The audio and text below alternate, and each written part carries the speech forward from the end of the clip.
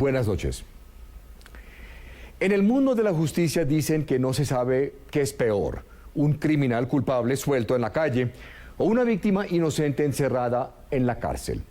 Cuando una campesina de Silvania, Cundinamarca, llamada Belén Parra, aplicó su derecho a la legítima defensa para sobrevivir a la agresión de un supuesto violador que la acosaba constantemente, nunca pensó que ella terminaría tras las rejas. Su asaltante estaba armado y ella se defendió. Y aunque Belén ya lo había denunciado, ahora la fiscalía quiere demostrarle a un juez que ella es culpable de homicidio agravado. El caso de Belén es apenas uno de la creciente lista de personas que al defenderse ante un violento agresor termina siendo señalados por lesiones personales, tentativa o incluso homicidio. Por esto, miles de colombianos que el domingo pasado vieron la primera parte de este especial nos preguntaron ¿cómo debemos defendernos si somos víctimas de una agresión en escenarios más comunes? Pues esta noche, Diego Guauque nos muestra un vacío en nuestra justicia y cómo en Colombia el victimario muchas veces termina siendo percibido como víctima.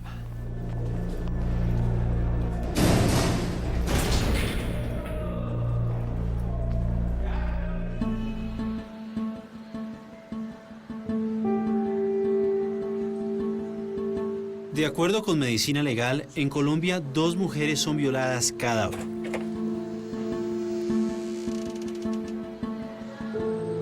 Es decir, 48 al día en promedio.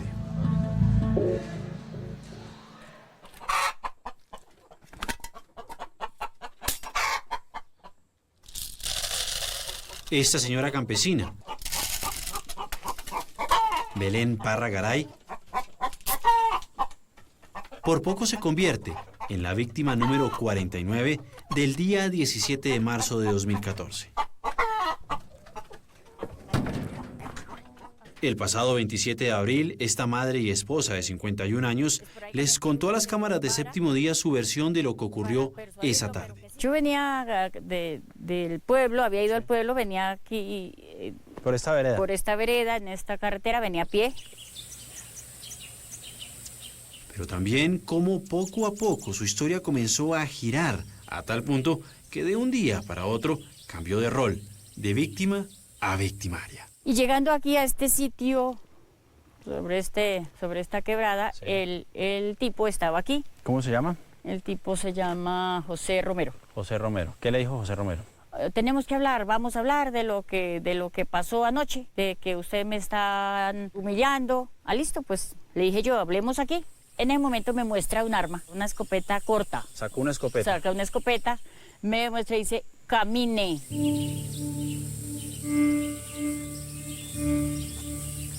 Antes de seguir caminando y de llegar al punto exacto de los hechos, Belén prefiere contarles quién era José Romero.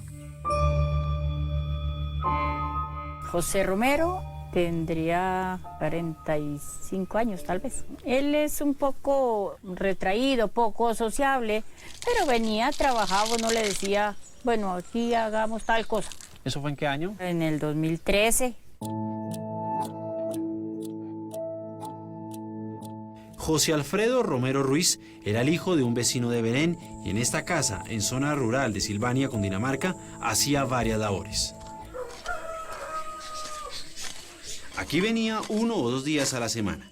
En un comienzo, la relación entre empleado y empleadora fue buena, pero semanas después varió. Yo sentía que él como que controlaba mis movimientos, como que decía, y usted ayer fue a tal sitio, y usted se fue en tal buseta. Según Belén, esos supuestos seguimientos los empezó a acompañar de frases subidas de tono. Empezó como a decir que yo le gustaba, que porque me invitaban a Silvania, que cuando vamos. ¿Y su marido qué decía? Cuando empezamos como a ver que era agresivo y fuera de eso tan pegajoso, dijimos, no, eso vayámoslo retirando, no le demos ni más trabajo aquí porque no me parece.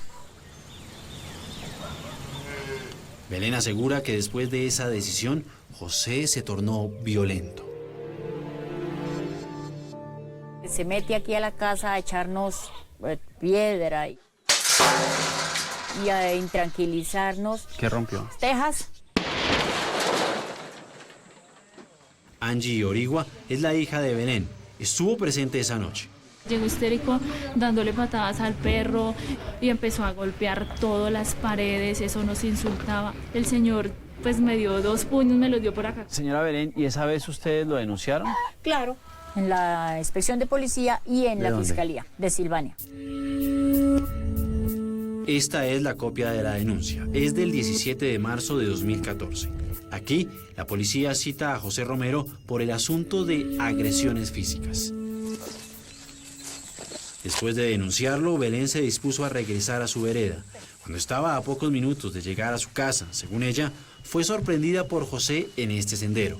¿Recuerdan? ¿Y él apuntaba con la escopeta? Sí, claro. Pues él iba atrás mío, yo sentía que me empujaba, yo sintiéndome presionada, yo seguía caminando, pero tratando de persuadirlo de que, ¿qué va a hacer? Cálmese. ¿Y hasta dónde vienen? Me subió por este caminito ¿Sí? y ya yo me sentía aterrada y empezó a hablarme de que su orgullo va a quedar aquí, usted tiene que ser mía. ¿Y qué algo pasa más. entonces? Yo tomo una resolución y lo increpo y le digo, no le doy un paso más, dispare si es lo que va a hacer. No se sienta más valiente porque tiene un arma. De acuerdo con Belén, comenzaron a forcejear. Yo la cojo y fue un momento de pánico. Yo sentía que era mi vida o la de él. Igual él me violaba y luego me mataba o me mataba ahí. Me sentí en una encrucijada tan tenaz que yo lo único que hice fue eso. Yo disparé. Estaba asustada, no sabía ni cómo, yo apreté los ojos y disparé, no supe ni a dónde.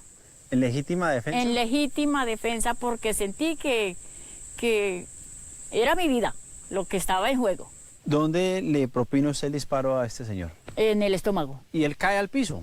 ¿O qué pasa? Él brincó hacia atrás, él se cae, luego se incorpora otra vez, sigue bajando un poquito y cae aquí. Como por aquí en esto. ¿Y usted qué pensó? No, pues terrible, yo me sentí mal. ¿Qué pasó aquí? ¿Yo qué hice? Lo maté. O sea, fue el pensamiento. Yo simplemente arranqué a correr, me devolví, seguí corriendo hacia buscar mi carretera, irme para la casa. Temblando, conté a mi familia lo que ha pasado y mi resolución. Yo dije, en el primer bus que pase me voy a Silvania a decir lo que pasó. Según Belén, se presentó nuevamente ese día en la estación de policía. Manifestó desconocer si José estaba vivo o muerto. Estaban como en un cambio de turno, el uno preguntaba, el otro volvía, que esperando al comandante, ¿se llama? Pues, Sí. al encargado de, que no estaba. Asegura que en ese trámite se demoraron más de 3 horas. Finalmente llegaron al lugar a las 10:30 de la noche. Pues ya estaba muerto cuando llegamos. Yo no quise mirar, yo solo les indiqué por dónde y ya ellos venían adelante mirando y cuando lo encontraron yo ahí me quedé, me devolví. ¿Usted tenía la esperanza de que estuviera herido? Claro, claro. En este sitio las autoridades hicieron el acta del levantamiento del cadáver. Tomaron algunas fotografías, entrevistaron a Belén, buscaron la escopeta, no la encontraron e interrogaron a algunos vecinos. Después de eso, Belén pensó que podía regresar a su casa, pero no se lo permitieron, a pesar de que varias veces se cansó de repetir esto. Es un caso de legítima defensa porque yo sentí, era en ese momento, si él era un hombre más fuerte que yo, más joven y armado por un monte solitario, ¿qué más se puede pensar? Era eso, una violación y de pronto hasta la muerte. Me llevan a la estación, me dejan allá detenida, mientras al otro día habría que hacer las diligencias de fiscalía y empieza ahí mi proceso, mi pesadilla.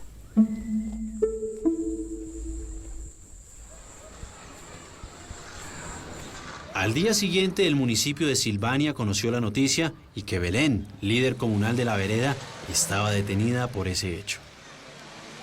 Yo me imaginaba, o sea, uno como el dolor por la mamá, por la familia, porque la señora había sido muy querida conmigo, con todos nosotros. Después de ser la líder de la vereda, la persona que estaba en todo, en junta comunal, y llegar a estar ahora en una situación tan penosa, tan vergonzosa, duro, eso es, no se lo deseo a nadie. Señalada. Totalmente, sí, de pasar de ser la líder, entonces a la villana, uno se siente muy mal, uno se siente terrible. La villana. Así se siente Belén, porque después del hecho, la fiscalía le imputó 2 delitos que ella solo había escuchado en los noticieros cuando mencionan a peligrosos zampones. Me están acusando de un homicidio agravado, porte, tenencia, fabricación de armas. Hombre, cuando eso no ha sido así, entonces queda uno dudando de esa ley, dudando de esa justicia. Homicidio agravado y porte ilegal de armas, 2 delitos castigados por la ley colombiana hasta con 60 años de prisión. A los pocos días de la muerte de José Romero, en marzo de 2014, un juez ordenó su detención. Como la propia Belén se presentó ante las autoridades, narró lo sucedido y no tiene antecedentes, ese juez le concedió casa por cárcel mientras el juicio se adelanta. En su otrora morada y ahora prisión, completa 2 años y 2 meses. Ahorita estoy detenida en un proceso dispendioso, sufriendo, acabada mi vida. Está uno los pensamientos, esas imágenes no se borran, está uno con la incertidumbre, ¿qué pasará conmigo? Mañana, ¿qué pasará en el juicio? La audiencia del juicio que se adelanta en contra de la acusada Belén Parra Garay por los presuntos delitos concursales de homicidio agravado y fabricación, tráfico, porte, tenencia de armas de fuego. El pasado 28 de abril estuvimos en una audiencia de su juicio. Se celebró en Fusagasugá, Cundinamarca. Me declaro inocente, señor juez. La fiscalía, representada por Vladimir Flores Hernández, conoció el lamentable fallecimiento del ciudadano José Alfredo Romero Ruiz. Presentó a varios testigos para intentar demostrar que Belén asesinó con clara intención a José Romero. Yo lo veía que a veces hablaba por celular y de pronto él salía y se iba. Aseguraron que Belén tenía una relación sentimental con José Romero. Blanca Romero es la hermana de José. Esa vieja lo mató porque eran amantes, esos tenían su cuento. Eso era lo que ellos decían. Más a mí no me consta porque yo no vivía en la vereda. Para dar a entender que lo ocurrido aquí obedeció a un crimen pasional y no a una legítima defensa, como siempre ha sostenido esta señora campesina. Escuché una versión donde decían que usted era amante de este señor. ¿Cómo le parece esa versión? Pues cualquiera puede, con tal de querer mi condena, pueden inventarse cualquier cosa. Sí. Entonces, bueno, solo Dios sabe lo que pasó. ¿Usted rechaza esa aseveración? Por favor, totalmente. Después de esto, la Fiscalía se ratificó en que en el caso de Belén no hubo legítima defensa, sino un homicidio agravado. Después de que la Fiscalía realizara los actos de investigación correspondientes, ha logrado concluir que no existió alguna defensa por parte de Belén Parra, sino que por el contrario, fue un ataque que terminó con la vida de José Alfredo. Cuando culminó la audiencia, dialogamos con el abogado de Belén. Aquí estamos frente a una legítima defensa. ¿Ese es un caso típico de legítima defensa? Sí, es un caso típico de legítima defensa. Néstor Nieto Ruiz. Ella lo que hizo fue reaccionar, quitarle el arma y defenderse. Era la vida de ella o la de él. Aquí tenía ella que defenderse. Destapó algunas de las cartas que enseñará en la próxima audiencia. El señor José Romero, cuando consumía licor, era una persona muy distinta o actuaba de manera muy diferente como quisieron mostrárnosla hoy. Tenemos unos documentos, unos elementos materiales probatorios que vamos a exponer al señor juez. Uno de esos documentos fue el que ustedes conocieron hace unos minutos, la denuncia por agresiones físicas que interpuso Belén. Séptimo Día investigó y encontró otras cosas. María Concepción Heredia es tendera del sector donde murió José Romero. Tiene un rosario de quejas contra él, que la amenazó. Y llegar con una macheta a romperme los vidrios, y que ya me iba a matar. Que golpeaba a sus clientes. Pues de una vez lo fue sacando para afuera y de una vez lo agarró ahí contra las rejas y le mandó 3 puños aquí por la cara también. También le tumbó las muelas de delante. Que decía cosas como esta. Pero que él quería matar a alguien, no importaba quién fuera. Que atacó su casa. Y me rompió todos los vidrios, todos, es que no dejó ni uno. Bueno, me dijo la policía, ¿Cómo se llama el tipo que le pegó la pedrada? Que se llama José Romero. María Concepción atestiguará en el juicio.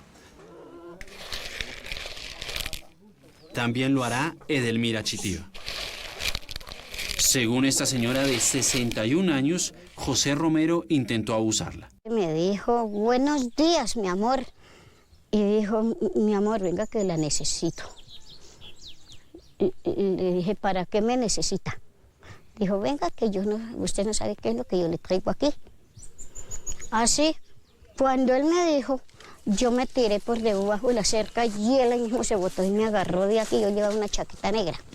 Me la arrancó la espalda de aquí está, que eso me la bajó. De acuerdo con ella, en ese momento pasó un vecino y aprovechó para huir. Ese tipo me iba a violar. Yo me tiré por debajo de la cerca y me fui por allá contra el café y subí por allá y yo subí a mi casa voladita contra ese café. Y todavía yo me acuerdo de eso. De quién sabe qué habría hecho ese tipo conmigo. Pero le doy gracias a Dios y a la Virgen primeramente que no tuve la oportunidad. Este otro vecino, Esbardo Santos, también declarará en juicio. Agresivo con la gente, grosero con la gente, con las personas muy atarbán. Aquí a doña Belén, a la hija, a otro señor, él le dijo que él tenía que violarle la hija a Belén y ya a Belén y matarle el novio de la hija de Belén, a un muchacho que se llama Palomino, y a Silverio, que es el marido de Belén. Todas esas cosas las hacía ese tipo. Hasta hoy no hay un pronunciamiento oficial de parte de la Fiscalía frente a nuestras cámaras, en este caso de la señora Belén. Sin embargo, Séptimo Día se enteró que la Fiscalía tiene un as bajo la manga para demostrar que la señora Belén sí quería asesinar a José Romero. Ese as bajo la manga es la necropsia del cadáver. Esa necropsia indicaría que Belén le disparó 2 veces a José Romero, lo cual indicaría o debilitaría su legítima defensa. Un disparo que impactó en el abdomen, como lo narró Belén. En el estómago. Y otro, que dice la contraparte, terminó en la cabeza de José. La defensa de Belén pretende desmentir esa información de la siguiente manera. El perfil psicológico de las personas buscando fuentes alternas de información. Contrató a Máximo Duque, médico y antropólogo forense, para que analice el caso. Duque estudió las declaraciones de varios involucrados y testigos del hecho. Además, repasó las fotografías tomadas al cadáver durante el procedimiento de autopsia. Estas son algunas imágenes de la cabeza. ¿Un cráneo impactado por una escopeta quedaría en estas condiciones? Para Duque, la respuesta es clara. La forma de estas lesiones no es la usual de heridas por proyectiles de arma de fuego, ni por proyectiles de carga múltiple. En su dictamen, Duque también aseveró: las heridas por carga múltiple en la cabeza usualmente son heridas graves, grandes, que pueden destruir los huesos y causar múltiples laceraciones al cerebro. Y concluyó: no hay sustento científico para afirmar con certeza que estas lesiones sean por proyectil de arma de fuego de carga múltiple. Entonces, ¿cómo se explica esta herida en la cabeza de José si Belén sostuvo que solamente le propinó un disparo? El patrón es predominantemente compatible con lesiones por contusión. Por ejemplo, que el cuerpo, luego de sufrir el disparo, se haya golpeado contra una piedra. Duque también dejó claro en su informe que las autoridades no encontraron las vainillas de la escopeta en este lugar. Esa era otra manera de saber el número de disparos que salió del arma. Mire, la mayoría de gente por miedo. Iván Cancino es abogado penalista y profesor de Derecho. Conoce el caso de Belén. En su opinión, ¿qué debió haber hecho la Fiscalía en el caso de la señora Belén? Nunca haberla procesado, tenía que haberla defendido, no encarcelado, protegerla. Ella es una víctima, no es una victimaria. De ser yo, la señora Belén hubiera hecho exactamente lo mismo. Es un caso clásico de legítima defensa que no admite absolutamente ninguna duda para cualquier persona que tenga un mínimo conocimiento de derecho penal. Buenas tardes, Diego Bauque, Séptimo Día. Hemos estado muy atentos. Al fiscal de este proceso, Vladimir Flores Hernández, le quisimos preguntar si en estos 2 años de juicio conoce todas estas pruebas, testimonios y antecedentes de José Romero que Séptimo Día halló en 3 semanas. Y otra cosa, ¿Por qué el caso de Belén Parra no lo considera como una legítima defensa? La señora Belén dice que es legítima defensa. Si hay autorización, evaluamos, pero como fiscales tenemos unos mandos superiores y debo tener autorización. Pese a su negativa, insistimos. Es esa la situación. Pero toda Colombia hace esa pregunta. ¿Legítima defensa hubo acá en este caso, señor fiscal? No puedo entrar a hacer manifestación. Un último intento. ¿Analizaron las circunstancias de la señora? No puedo pronunciar. ¿Analizaron las circunstancias de la señora Muchas cuando gracias, cometió muy amable. ese homicidio, doctor? Muy amable. Ok. Bueno, señor fiscal, le agradezco. Bueno, muy amable, gracias. La próxima audiencia de Belén será en agosto. Por el momento, seguirá pagando abogados, investigadores, peritos, recolectando pruebas, buscando testigos, investigando antecedentes de José Romero. En eso ya suma más de 20 millones de pesos. Y lo que sea necesario, mientras en juicio se defina si actuó o no en legítima defensa. Cuando llegue esa fecha, completará 2 años y 5 meses con un estigma que nunca imaginó tener. Usted es una asesina, le está diciendo la justicia colombiana. ¿Cómo se siente? Terrible, por eso digo que está acabada mi vida, porque si bien es cierto, yo reconozco que por ese hecho una persona murió, pero entonces ¿dónde está la justicia? Si también la justicia dice que uno puede actuar en defensa propia. No hubiera querido que hubiera muerto nadie porque yo soy la principal persona que defiendo la vida. Precisamente fui en contra de ese 5.º mandamiento que Dios nos dejó, de que es no matar, pero si en una circunstancia, por un accidente, me pasa esto, terrible, estoy sufriendo y de paso sufre toda la familia.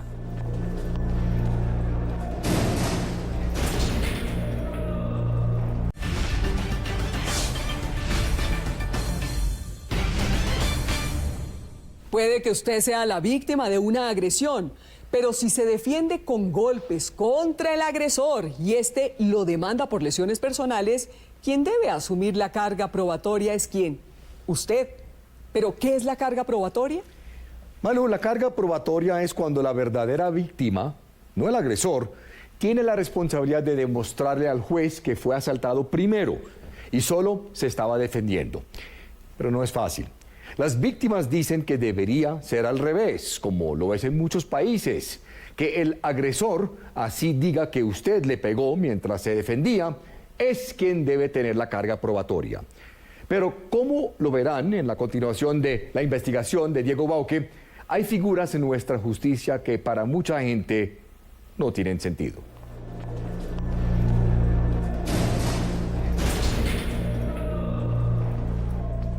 Pero ellos no saben que detrás de ese celular va una vida.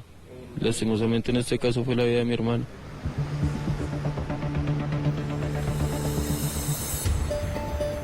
Según la Asociación de Operadores de Telefonía Celular, en Colombia cada año son robados 985.000 celulares, o sea, 2.700 al día, o 112 cada hora. El niño, por no dejarse robar su celular, el tipo le propinó varias cuchilladas en las manitos. Estaba en un centro comercial y me realizaron el famoso cosquilleo.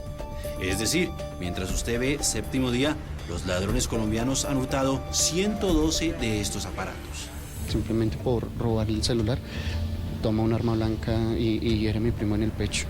Por eso es muy probable que usted haga parte de esa estadística, o al menos conozca a alguien que haya vivido una situación similar a este ejemplo. ¿Cómo fue? Si usted no está dispuesto a entregar su celular y golpea al ladrón con alguna parte de su cuerpo, ¿puede argumentar legítima defensa? Iván Cancino es abogado penalista y profesor de Derecho. Si él lo golpea y el ladrón decide denunciarlo, ¿qué puede ocurrir? Bueno, yo creo que la respuesta ahí del golpe es racional y proporcional, o sea, habría una legítima defensa. Pero si el delincuente decide denunciarlo por lesiones personales, la situación comienza a complicarse, porque él tiene una herida para demostrar una agresión. Pero este otro hombre, ¿cómo puede demostrar que iba a ser robado? Pero para evitar cualquier problema, lo primero que tiene que hacer es mirar, por ejemplo, las cámaras en el sitio, si los hay, tratar de ubicar algunos testigos. Bueno, pero aquí yo veo de todas maneras que si fuera en una cena como esta o en un lugar como este, pues hay testigos. La ciudadanía muchas veces, no por falta de solidaridad solamente, sino por miedo. A la gente le da miedo ir a las audiencias. Y cuando hay un ¿Miedo valiente, y pereza también? A eso iba. Cuando hay un valiente llega a la audiencia y le dicen, no, vuelvan 8 días. El señor vuelve en 8 días. Claro, la aplazan o sencillamente el fiscal no va o el defensor no va. Y le toca aquí a Juan entonces gastarle almuerzo al testigo para que vaya, darle para el taxi. Eso que usted narra es el día a día de la mayoría de personas y abogados. No, yo no me demoro. Yo veo el celular. Démosle más acción al ejemplo de este delito muy cotidiano en Colombia. En el forcejeo, el ciudadano apuñaló al ladrón. Sí. ¿Cierto? Llega la policía y lo ve a él ensangrentado y a él lo ve limpio. Limpio. ¿Qué pasa? No, lo que uno vería y entendería es que la primera persona que buscarían a que pidiera explicaciones sería él. A Juan. ¿Qué debería hacer Juan en el caso de haberle clavado el puñal al ladrón y de haberlo dejado ensangrentado o herido? Es un tema de coger a las personas, que las personas vean la situación, empezar a buscar absolutamente las cámaras. Toca empezar como un investigador, cámaras, por supuesto, todo, ¿sí? Porque la legítima defensa la tengo que probar yo desafortunadamente en Colombia. La víctima. ¿Cómo fue? Y eso que este ejercicio lo estamos haciendo en un lugar público, donde hay testigos. Ni hablar de un sitio desolado, porque allí resulta más difícil de comprobar la legítima defensa. Y si resulta que Juan está cansado de que lo roben y se compró una pistola y saca esa pistola y le mete un disparo aquí al ladrón. Si es cuchillo pistola y la pistola está amparada, valdría la legítima defensa. Si él está desarmado y es la pistola, el derecho penal no lo protegería. ¿No lo protegería? No, en ese o sea, momento con no. pistola, el que piensa, el ciudadano que piensa que le da pistola al ladrón. Por un robo, por un hurto de celular es muy difícil. Va para la cárcel. Va para la cárcel. La razón es porque la ley colombiana dice que debe haber proporción en la agresión para una legítima defensa. Y un arma es más que un cuchillo o un puño.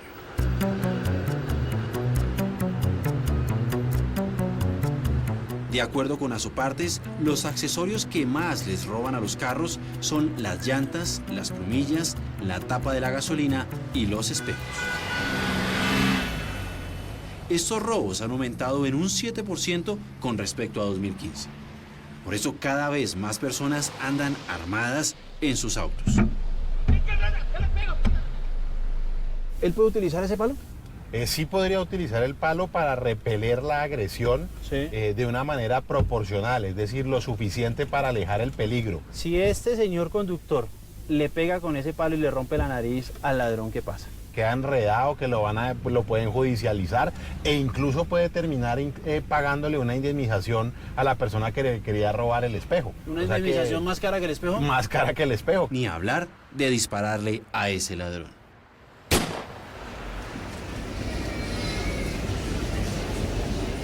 Otro caso muy común en nuestro país es el siguiente.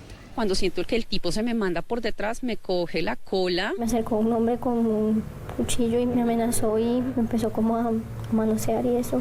¿Le ha ocurrido esto? ¿Qué le pasa, ¿Qué le está pasando, hermano? ¿Cómo así? Si usted le pega al abusador, ¿es legítima defensa? Ya, viejo, ¿cuál es su problema?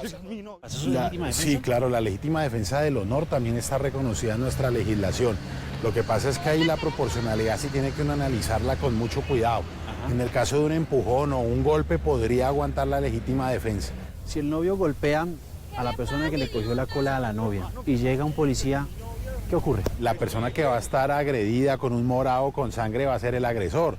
Entonces la policía casi siempre se lava las manos y los lleva a los dos a la estación de policía para escuchar las versiones. Entonces, una vez más, la persona que fue víctima va a terminar respondiendo ante las autoridades casi que igual que si fuera el victimario. ¿Cómo puede notarlo en estos casos? Celular, espejo y cola. Oiga, ¿qué le pasa? Ya, viejo, ¿cuál es su problema? Es mi novia, hermano. Es usted y no las autoridades, llámese policía o fiscalía, quien tiene que asumir la carga probatoria para demostrar su inocencia o que actuó en legítima defensa.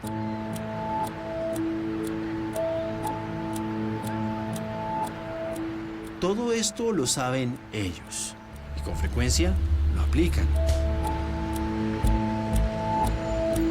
Es decisión suya si vale la pena pelear por su celular, bicicleta, portátil, espejo o por su honor.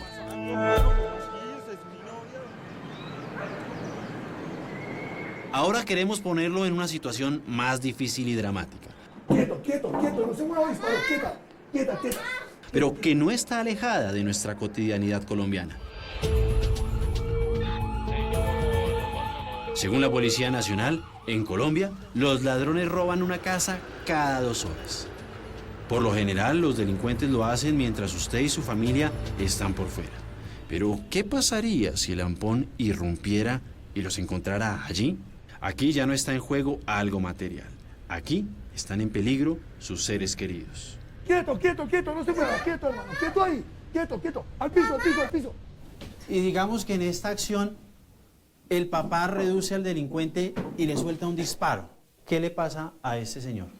En la práctica le pasa que lo judicializan. ¿Qué delito?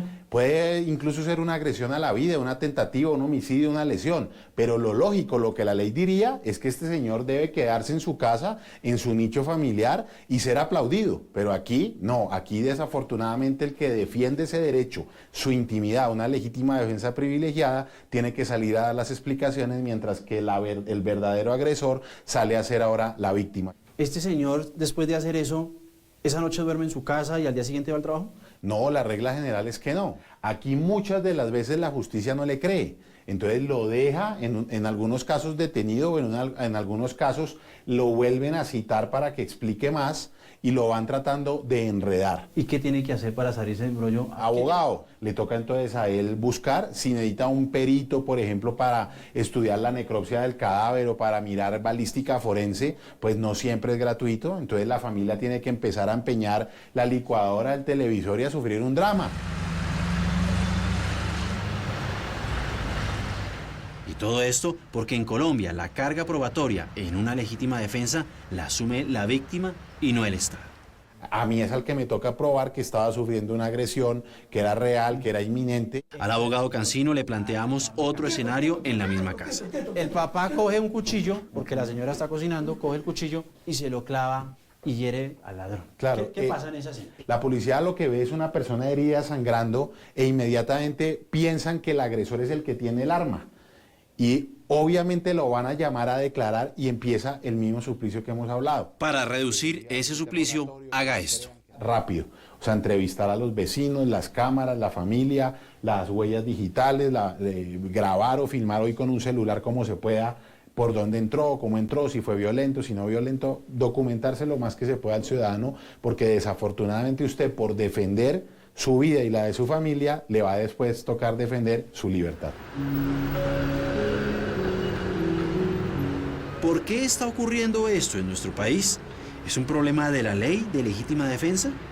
En esta investigación de 2 programas, Séptimo Día consultó distintas fuentes. Policías. Encontrar personas que de pronto pueden ser inocentes en la cárcel. Fiscales. Porque un juez dispuso que debía estar privada de la libertad con unos argumentos que se le llevaron. Víctimas. Si me hubiera tocado coger un cuchillo y defenderme, lo hubiera hecho. Supuestos victimarios. ¿Por qué me hicieron eso si yo no fui malo con ustedes? Abogados penalistas. Una respuesta tardía no es una legítima defensa, es una venganza. La mayoría coincidió en que esa ley en Colombia está muy clara y completa y que ese no es el problema. ¿Qué puede estar pasando entonces? La Fiscalía tiene diseñado un sistema en donde a los fiscales les piden en un determinado tiempo un resultado y el resultado siempre debe ser en contra del ciudadano, me explico, una imputación, una acusación. Los archivos, las preclusiones no cuentan en la estadística y eso genera una presión que muchos fiscales no saben manejar bien. La legítima defensa sí existe y sí se aplica. Lo que pasa es que hay casos que de pronto por el afán de la Fiscalía de imputar cargos y dar unos resultados, de pronto se dejan de un lado. ¿Usted me entiende? Sí. ¿Este será el caso del fiscal de Belén, Vladimir Flores? ¿Legítima defensa hubo acá en este caso, señor fiscal? No puedo entrar a hacer manifestación. ¿Les autorizarán? Doctora, de lo contrario, pues no puedo. O de Carmen Cecilia Barón, la fiscal del caso de Jenny, que entrevistamos hace 8 días. No puedo dar ninguna información, muchas gracias. Legítima defensa, dicen algunos abogados que este caso puede ser. ¿Usted qué opina? Lamentablemente, no pudimos saber. Doctor, muy amable. Ok. Bueno, señor fiscal, le agradezco. Bueno, muy amable, gracias. Otra posible razón por la que la legítima defensa no siempre beneficia a la víctima en Colombia puede ser esta. Alfredo Rangel es experto en seguridad y senador del Centro Democrático. Hemos visto muchos casos en los que la justicia, los jueces y los fiscales operan según el marrano. Y si el marrano es de condiciones económicas bajas, peor. Es probable que le toque defenderse con un abogado de oficio, como le ocurrió a Jenny. Así nos lo contó la semana pasada Marisol, su mamá. El abogado tampoco tenía conocimiento porque el abogado simplemente era un abogado que estaba de turno ahí en la URI. No, él no conocía el caso. Por eso, algunos abogados penalistas consideran que pese a que la ley sobre la legítima defensa existe en Colombia, en la práctica depende de muchas variables. Francisco Bernate es uno de ellos. En Colombia, la legítima defensa solamente existe en los parciales de las facultades de derecho.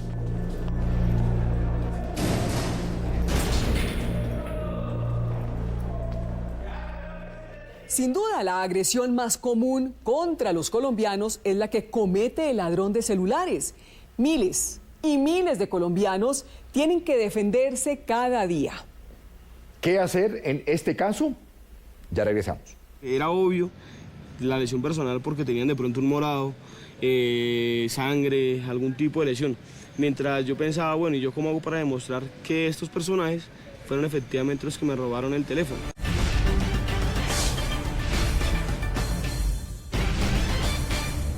Visualice esto. Usted se encuentra en un lugar público, un bus o en la calle, por ejemplo, y un ladrón trata de arrebatarle el celular. Es un costoso aparato nuevo por el que usted trabajó mucho para poder comprarlo. Su primera reacción es tratar de defenderse, pero el ladrón se pone muy agresivo. Usted le da un puño en la nariz para no perder su nuevo aparato y logra escaparse. Pero varias semanas después se sorprende al ser notificado que debe comparecer ante un juzgado porque está siendo acusado por lesiones personales. Ahora usted, la real víctima del ladrón, está siendo acusado de ser el victimario. Como es usted quien tiene la carga probatoria y como no quiere terminar castigado, ¿qué debe hacer? Pues debe demostrar que es la víctima, ya que la fiscalía da por hecho que la víctima es el ladrón a quien usted golpeó para defenderse. La pregunta inevitable es, entonces, ¿qué debo hacer si mañana otro ladrón trata de robarme el celular? Así concluye la investigación de Diego Bauque.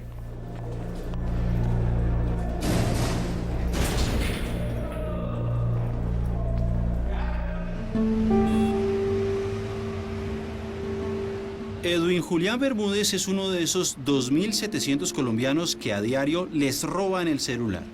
Hace un año le ocurrió. En esta casa, en el barrio Fontibón de Bogotá, su familia vendía minutos.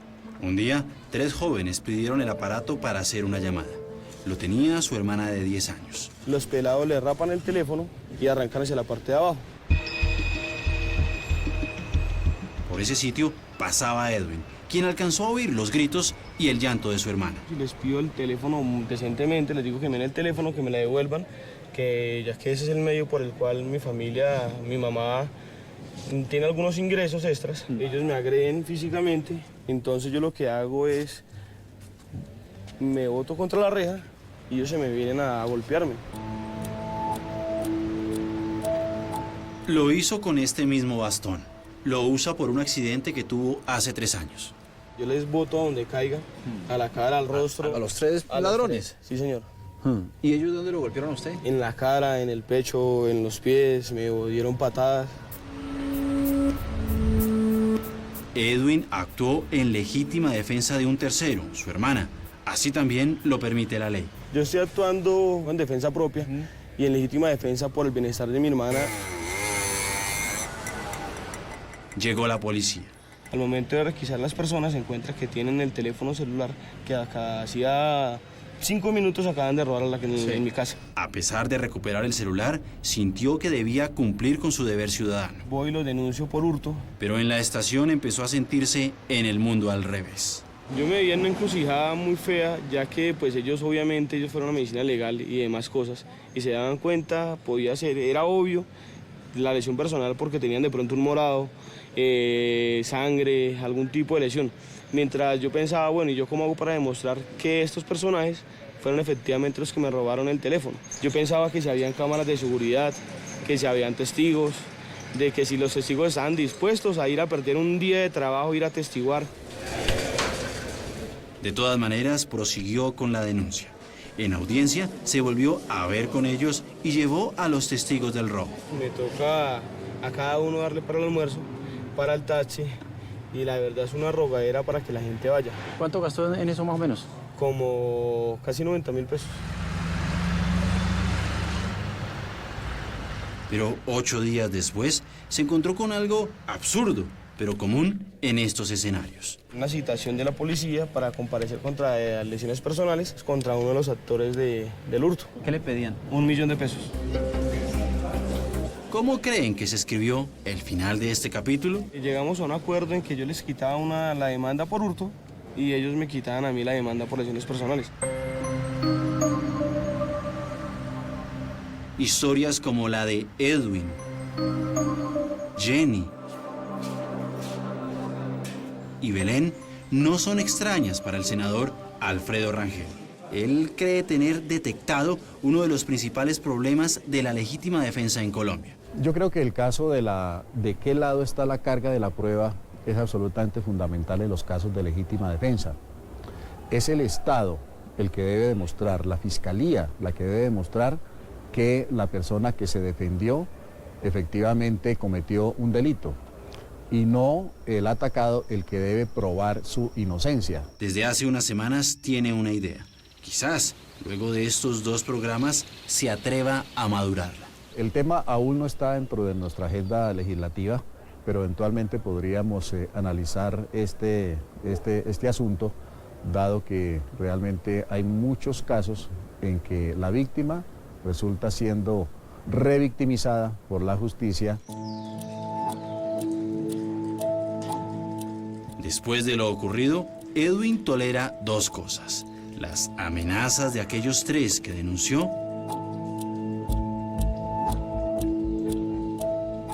y las burlas de sus testigos cuando le dicen que al menos su caso sirvió para replantear un viejo adagio.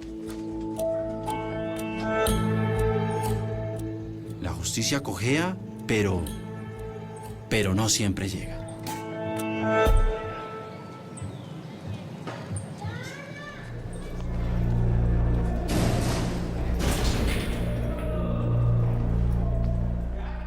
Y hay escenarios donde si usted no neutraliza a un asaltante, usted o sus seres queridos podrían terminar muertos. Obviamente su supervivencia y la de sus seres queridos deben prevalecer y habrá que defenderse como sea. Es probable que terminará en la cárcel, pero al menos su familia estará sana y salva. En cuanto a la protección de sus pertenencias materiales, que es otro escenario, los expertos consultados aconsejan evaluar si vale la pena agredir al asaltante. Pues usted ya sabe, en Colombia, en nuestro país, él tiene muchos derechos. Si decide hacerlo, procure tener muchas pruebas para mostrarlas después ante un juez. El próximo domingo los espero para hablar de un fenómeno social invisible, pero casi tan letal como la peor de las epidemias, el qué dirán. Las hijas de estas 2 mujeres hoy están muertas. Me dice, el novio la asfixió, yo pegué un grito, quedé ahí. Lo más impresionante, poder presenciar a mi hija en un rincón de esa habitación, toda acuchillada.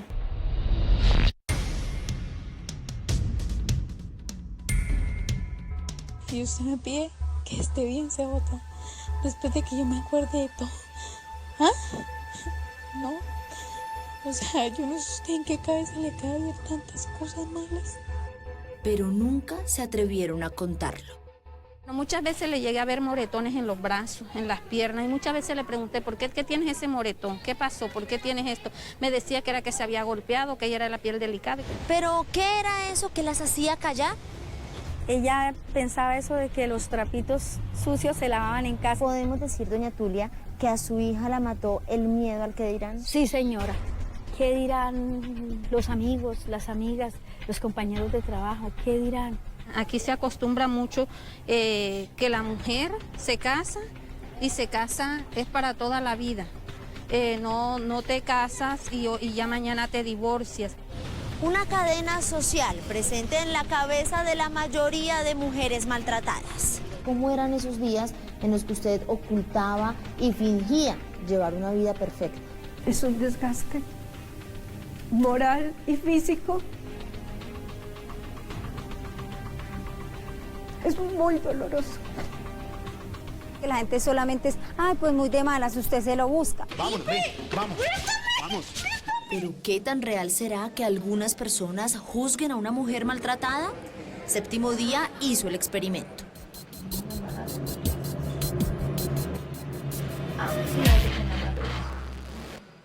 ¿Usted qué haría si en la calle se encuentra a una mujer visiblemente golpeada y se entera que todo fue por haberle sido infiel a su esposo? ¿También lo justificaría? Pues la verdad bien merecido lo tiene.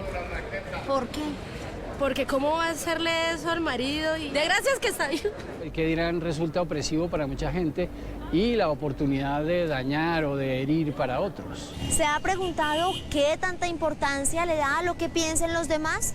Soy Paola Rojas y el próximo domingo los espero para hablar de un fenómeno presente en el ADN de nuestra sociedad, el miedo al qué dirán. Y cómo muchas mujeres prefieren incluso callar que están siendo víctimas de maltrato por miedo a lo que puedan decir de ellas. Si tiene una historia que contar o una denuncia que hacer, escríbanos en la dirección que aparece en pantalla. También me pueden escribir a través de mi cuenta de Twitter, cuya dirección también aparece en la pantalla. Y si quieren revivir el capítulo, lo pueden hacer a través de nuestra dirección www.septimodia.com. Nos vemos el próximo domingo en Séptimo Día.